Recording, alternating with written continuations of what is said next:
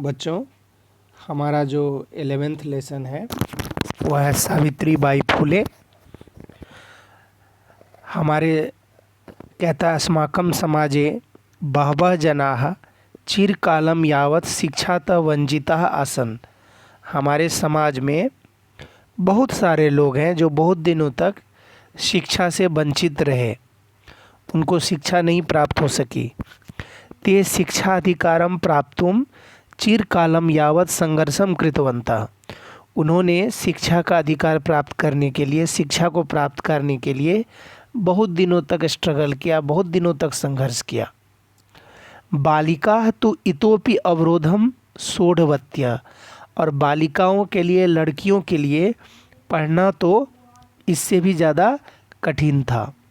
तो प्रस्तुत पाठे एतस्य संघर्षस्य नेतृत्वकर्त्र्याः सावित्रीबाई फुले इत्यस्य बालिका शिक्षायाः कृते प्रदत्त योगदानस्य विषये चर्चा वर्तते। अब इस पाठ में जो है हम लोग बालिका शिक्षा के लिए, लड़कियों की शिक्षा के लिए प्रयत्न करने वाली सावित्रीबाई फुले के बारे में पढ़ेंगे। सावित्रीबाई फुले ने आजीवन शोषितों व पिछड़ों के उत्थान के लिए संघर्ष किया। उनका नारा था, शिक्षा हमारा अधिकार है। फुले के समाज में कई समुदाय अत्यधिक लंबे समय तक इस अधिकार से वंचित रहे हैं। उन्हें शिक्षा का, समानता का अधिकार दिलाने के लिए फुले ने अपना जीवन समर्पित कर दिया। वंचित समुदायों में स्त्रियों की दशा तो और भी दयनीय थी। उनकी शिक्षा के लिए सावित्री फुले को अनेक कठिनाइयों का सामना करना पड़ा। वह अंत तक स्त्रियों के अधिकारों के लिए लड़ती रही। सावित्री फुले स्त्रियों की शिक्षा पर बल देती रही। सावित्री फुले महाराष्ट्र की पहली महिला शिक्षिका थी। वह गरीब कन्याओं को शिक्षा देती थीं। इनका जन्म सन 1831 ईस्वी में हुआ। इसकी माता का नाम लक्ष्मीबाई तथा पिता का नाम खंडोजी था। सावित्री का विवाह ज्योतिबा फुले के साथ हुआ। सावित्री फुले ने सामाजिक कुरीतियों का प्रबल विरोध किया। उन्होंने मनुष्यों की समानता और स्वतंत्रता के पक्ष का समर्थन किया। सावित्री फुले ने पूना सेवा सदन जैसी अनेक संस्थाओं की स्थापना की। सन 1897 ईस्वी में सावित्री फुले का देहांत हो गया, यानी उनकी मृत्यु हो गई। अब हम यहाँ लेसन में डिटेल में देखेंगे।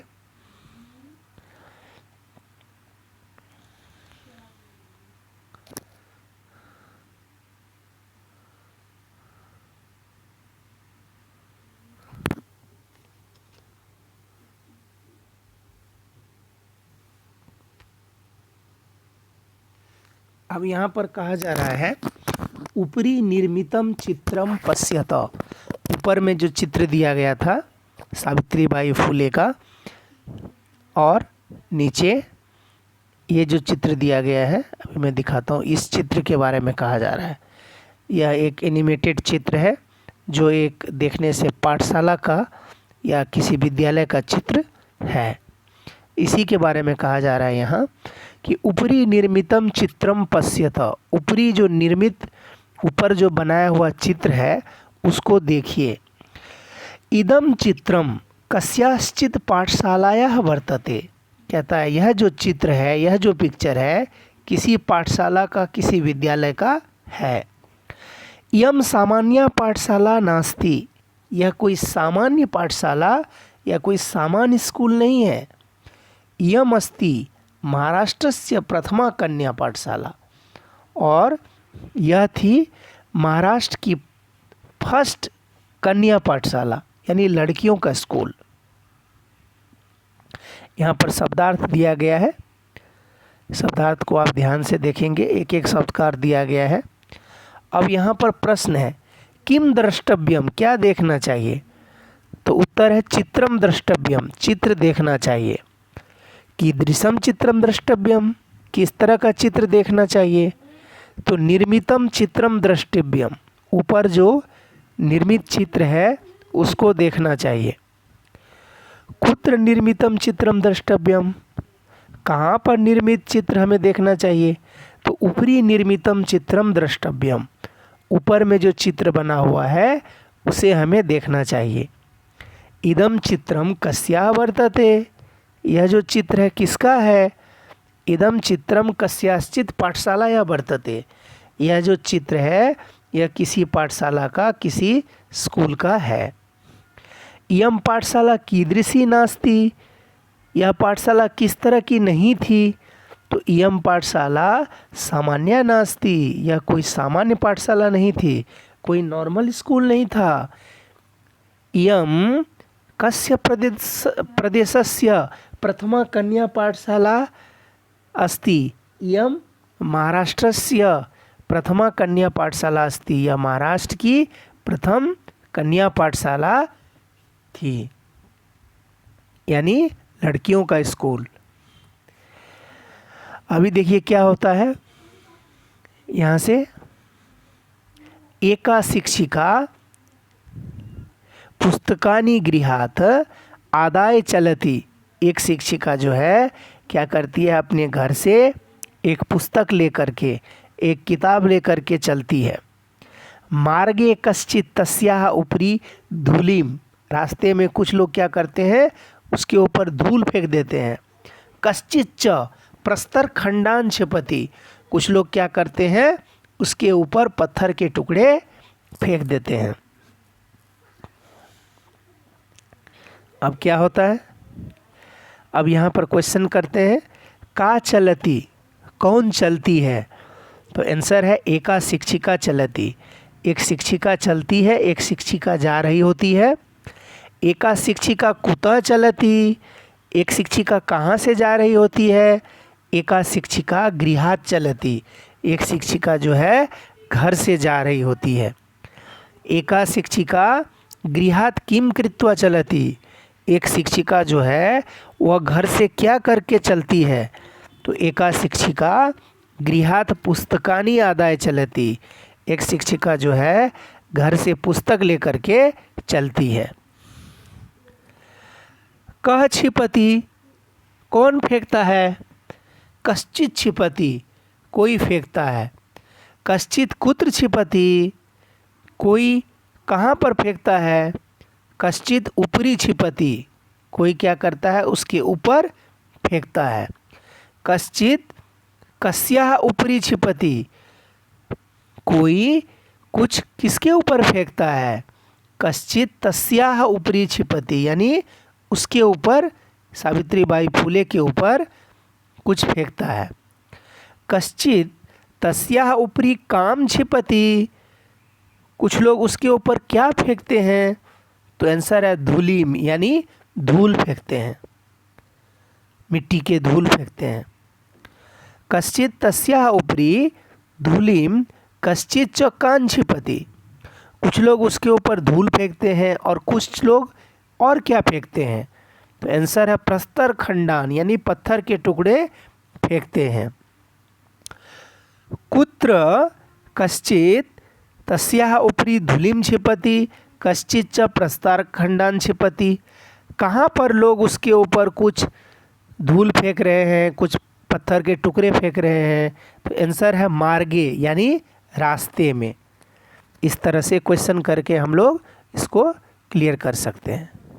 फिर क्या होता है, परम सा स्वदृढ़ निश्चयात न विचलती, लेकिन वह अपने दृढ़ निश्चय से, दृढ़ संकल्प से, जो उसकी दृढ़ इच्छा शक्ति है उससे वह विचलित नहीं होती है। स्वविद्यालये कन्या भी स्वविनोदम आलपंती सा अध्यापने संलग्ना भवती। अब देखिए रास्ते में उसके साथ उतनी चीज़ें हो रही है, कोई उसके ऊपर धूल फेंक रहा है, कोई उसके ऊपर पत्थर फेंक रहा है, फिर भी वह अपने मार्ग से विचलित नहीं होती है और स्कूल पहुंच करके लड़कियों को, कन्याओं को बड़े प्रेम से वह पढ़ाती है। अब यहाँ क्वेश्चन करेंगे, का न विचलती, कौन विचलित नहीं होती है? सा यानी सावित्रीबाई फुले न विचलती, वह सावित्रीबाई फुले विचलित नहीं होती है। सा कस्मात न विचलती, वह किस चीज़ से विचलित नहीं होती है? तो आंसर है सा स्वदृढ़ निश्चयात, वह अपने दृढ़ निश्चय से विचलित नहीं होती है।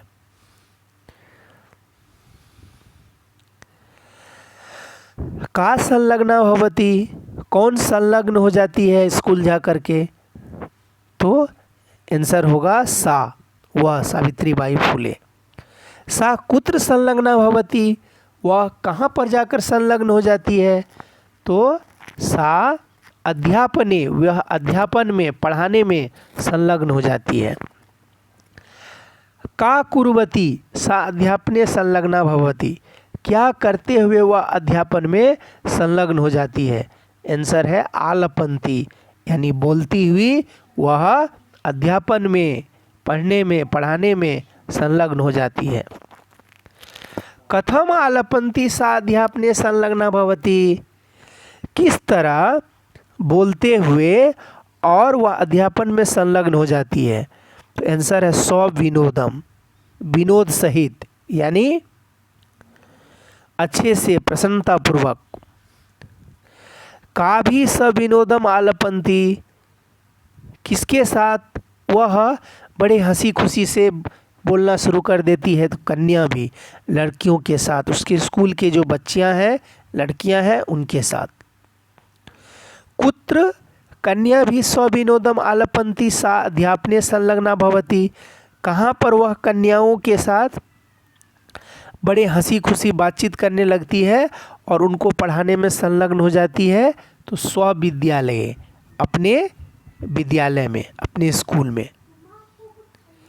फिर देखिए, तस्याः स्वकीयम अध्ययनम अपि सहे प्रचलति, उसका जो अपना अध्ययन है, अपनी जो स्टडी है, वह भी बच्चों को पढ़ाने के साथ साथ उसकी अपनी शिक्षा भी चलती रहती है।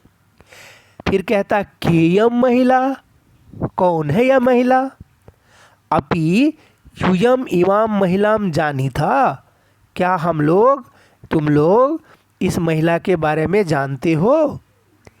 इयमेव महाराष्ट्रस्य प्रथमा महिला शिक्षिका सावित्रीबाई फुले नामधेया, कहता है यही है महाराष्ट्र की प्रथम महिला शिक्षिका, जिसका नाम था सावित्रीबाई फुले। अब यहाँ पर प्रश्न किया जा रहा है, किम प्रचलति, क्या चलता है? अध्ययनम, अध्ययनम प्रचलति, अध्ययन चलता है। अध्ययनम कथम प्रचलति, अध्ययन कैसे चलता है? तो अध्ययनम सहे प्रचलति, साथ ही चलता है। कस्याः अध्ययनम सहे प्रचलति, किसका अध्ययन साथ ही चलता रहता है? तो आंसर है तस्याः, यानी उसका स्वकीयम अध्ययनम सहे प्रचलति, उसका जो अपना अध्ययन है वह साथ ही चलता रहता है।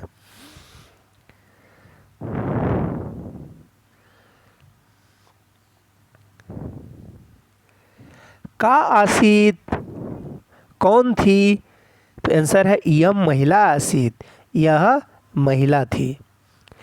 इयम महिला किम आसीत, यह महिला जो है कौन थी? यह महिला शिक्षिका आसीत, यह महिला जो है शिक्षिका थी।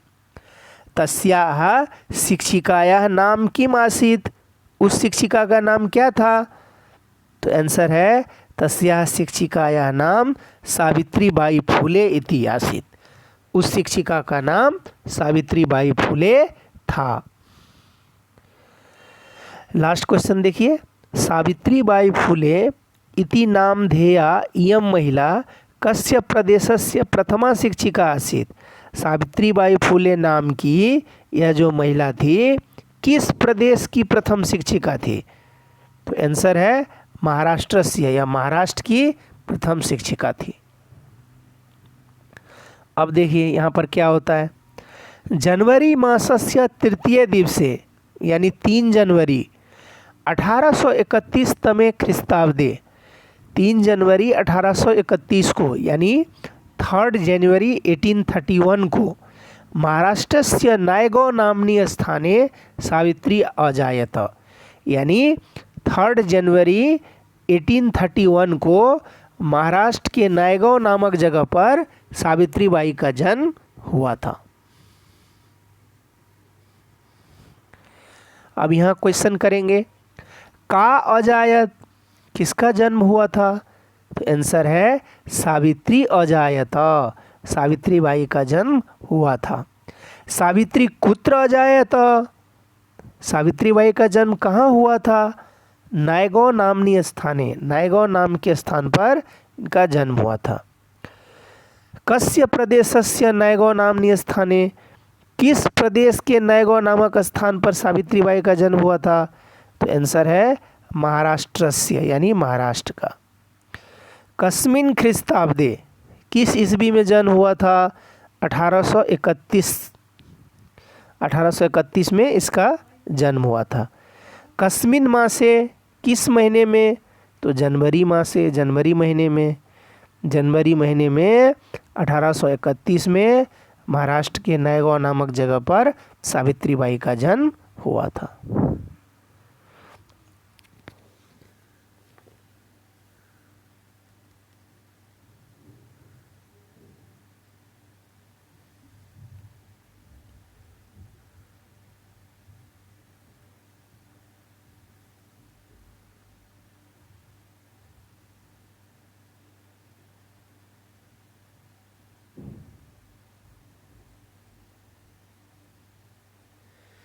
अब इसके आगे के पार्ट में हम लोग देखते हैं क्या होता है। अब इसके प्रथम पार्ट में हमने क्या पढ़ा? पाठस्य प्रथमे भागे अस्माभिः पाठस्य वाचनेन सह महाराष्ट्रस्य प्रथमायाः महिला शिक्षिकायाः सावित्रीबाई फूले महोदयायाः विषये किंचित पठितम। कुछ हमने सावित्रीबाई फूले महोदया के बारे में जाना। पाठस्य अस्मिन् भागे सावित्र्याः संपूर्णम जीवन चरितम जानीम। पाठ के इस भाग में हम लोग सावित्रीबाई के पूरे जीवन चरित्र के बारे में जानेंगे। यह सावित्रीबाई थी। अब देखिए यहाँ क्या होता है। तस्याः माता लक्ष्मीबाई, उनकी माँ का नाम क्या था? लक्ष्मीबाई। पिता च खंडोजी इति अभिहितो, उनकी माँ का नाम लक्ष्मीबाई था और उनके पिता का नाम खंडोजी था। नववर्ष देसिया, जब वह सिर्फ 9 साल की थी, सा ज्योतिबा फूले महोदयन परिणीता। सिर्फ जब वह 9 साल की थी तब उनका विवाह ज्योतिबा फूले महोदय के साथ कर दिया गया।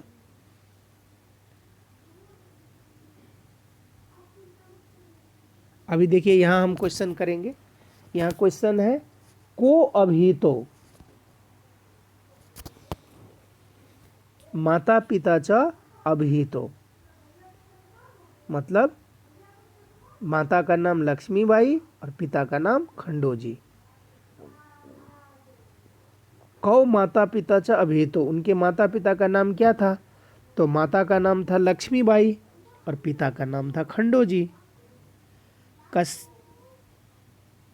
कुछ क्वेश्चंस यहाँ लेते हैं। का परिणीता, किसकी शादी कर दी गई? तो आंसर है सा परिणीता, उसकी शादी कर दी गई। अत्र सा इति पदम कस्याः कृते प्रयुक्तम, यहाँ पर सा जो है यह पद किसके लिए प्रयुक्त किया गया है? तो आंसर है सावित्रिया। यहाँ जो सा शब्द है वो सावित्रीबाई के लिए प्रयुक्त किया गया है। सावित्रीबाई कति वर्षीया सा परिणीता, कितने साल की वह थी जब उनकी शादी कर दी गई? तो नववर्ष देसिया, सिर्फ वह 9 साल की थी तब उसकी शादी कर दी गई। नववर्ष देसिया सा केन परिणीता, जब वह 9 साल की थी उनकी शादी किसके साथ कर दी गई? तो आंसर है नववर्ष देसिया सा ज्योतिबा फूले महोदयन परिणीता, सिर्फ वह 9 साल की थी जब उनकी शादी ज्योतिबा फूले महोदय के साथ कर दी गई। स्वपि तदानीं 13 वर्ष कल्पः एव आसीत्, और जिनके साथ ज्योतिबा फुले महोदय के साथ उनकी शादी की गई तो उनकी उम्र भी उस समय में सिर्फ 13 साल की थी, यानी दोनों का बाल विवाह कर दिया गया। यतो ही सह स्त्री शिक्षाया प्रबल समर्थक, यद्यपि जो ज्योतिबा फुले महोदय थे वे स्त्री शिक्षा के प्रबल समर्थक थे, अतः सावित्र्याः मनसि स्थिता अध्ययनाभिलाषा उत्सम प्राप्तवती, इसीलिए सावित्रीबाई के मन में जो पढ़ने की इच्छा थी वह बरकरार रही और उसको और प्रोत्साहन मिला। अभी यहाँ क्वेश्चन करते हैं। कह आसीत, सह आसीत, यानी ज्योतिबा फुले महोदय। वाक्य सह इति पदम कस्य कृते प्रयुक्तम, वाक्य में सहज यह जो पद है किसके लिए प्रयोग किया गया है? तो आंसर होगा ज्योतिबा फुले महोदयस्य, ज्योतिबा फुले महोदय के बारे में प्रयोग किया गया है। ज्योतिबा फुले महोदयः कति वर्षीय आसीत, ज्योतिबा फुले महोदय उस समय में कितने वर्ष के थे? तो आंसर होगा 13 वर्ष कल्पा, उस समय में उनकी उम्र भी सिर्फ 13 साल की थी। ज्योतिबा फुले महोदय कदा 13 वर्ष कल्पा आसीत, ज्योतिबा फुले महोदय कब सिर्फ 13 साल के थे? तो ज्योतिबा फुले महोदय तदानीम उस समय सिर्फ 13 साल के थे।